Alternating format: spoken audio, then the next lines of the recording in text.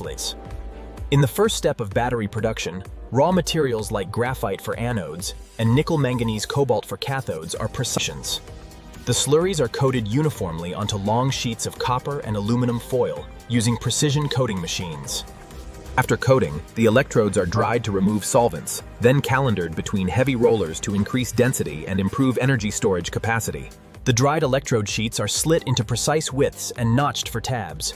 This prepares perfectly sized pieces for assembly into battery cells. In a dry clean room, anode, separator, and cathode layers are wound into a jelly roll or stacked together. The separator prevents short circuits while allowing ion flow. The electrode assembly is placed into the cell case. Electrolyte is injected, and the cell is sealer. This activates the chemical reactions inside the battery. During formation, cells undergo initial charge-discharge cycles. This activates the materials, forms the solid electrolyte interfaces. Finally, cells are aged, rigorously tested for safety and capacity, then sorted. Only perfect batteries proceed to module and pack assembly.